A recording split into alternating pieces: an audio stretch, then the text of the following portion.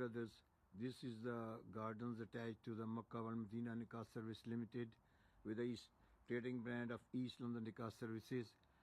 This is located on Malford Grove in Snaresbrook. Assalamu alaikum wa rahmatullahi wa barakatuhu. My name is Dr. Zafar Malik. This is my gardening class number 15. The plant you are seeing is a very exotic looking plant. At the moment it's flowering. Its name is agave. I spell it for you. A-G-A-V-E, agave. It's a tropical plant. You can get it from some reputable nurseries. It has got very sharp edged leaves which are variegated. It's got yellow edging, and it gets into a big size. At the moment it's flowering. You can see the flower inflorescence, which means the bunch of flowers on the top of the flower head is very exotic. This is a smaller version of agave which is growing in a small pot. I'll speak to you again. Thank you very much. I'll speak to you inshallah. Bye bye. घर आया मेरा परदेसी, प्यास बुझी मेरी अखियन की।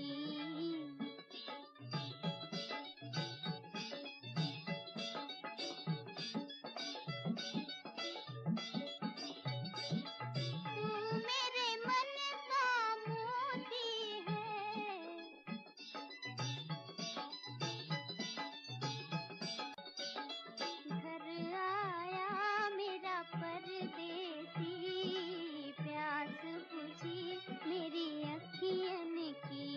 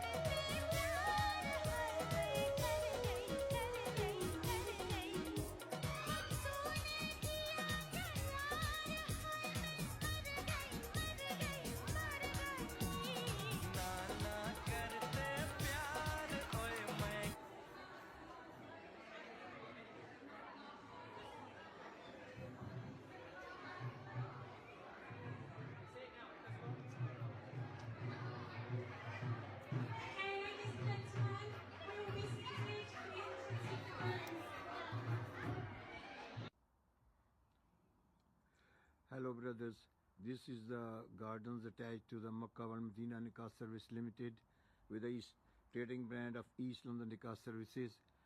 This is located on Malford Grove in Snaresbrook.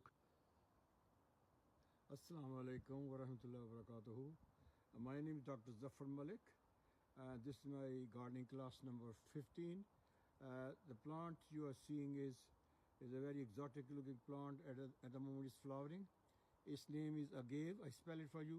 A-G-A-V-E, agave. It's a tropical plant. You can get it from some reputable nurseries. It has got very sharp edged leaves which are variegated. It's got yellow edging, and it gets into a big size. At the moment it's flowering. You can see the flower inflorescence, which means the bunch of flowers on the top of the flower head is very exotic. This is a smaller version of agave which is growing in a small pot. I'll speak to you again. Thank you very much. Speak to you inshallah. Bye bye. घर आया मेरा परदेसी, प्यास बुझी मेरी अखियन की।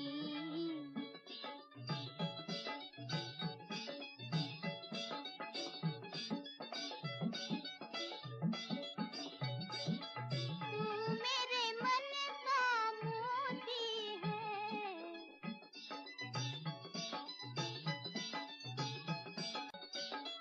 घर आया मेरा परदेसी, प्यास बुझी मेरी अखियन की।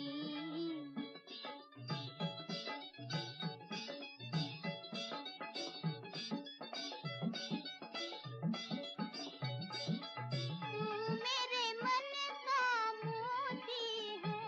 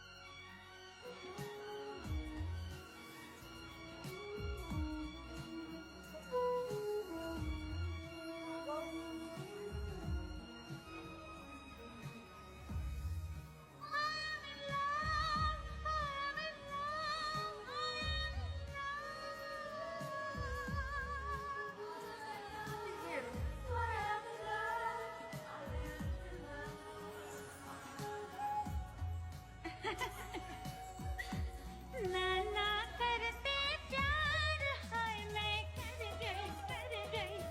गई नाना करते प्यार, हाय मैं कर गई तूने किया करार, हाय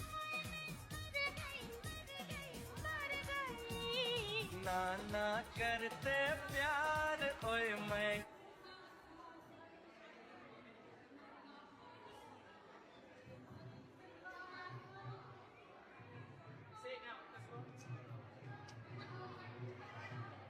Hey, ladies and gentlemen, we will be seated for the entrance of the rooms.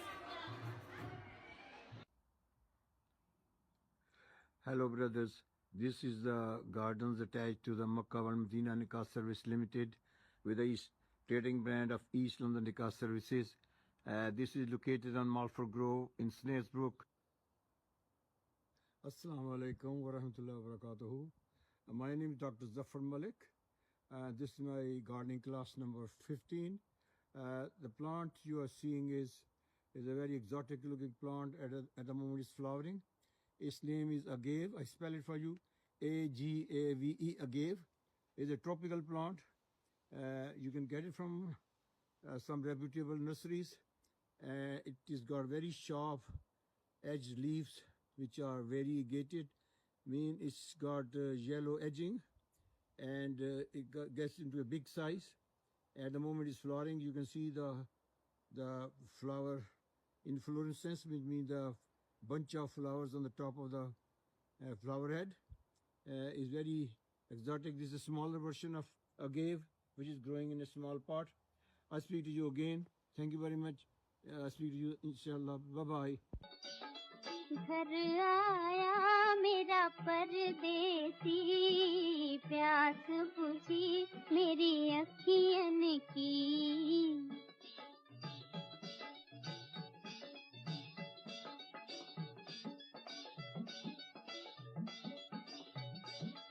तू मेरे मन का मोती है,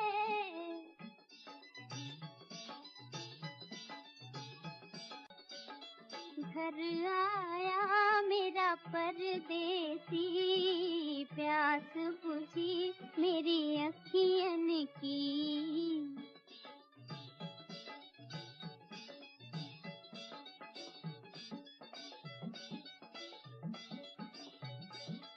तू मेरे मन का मोती है,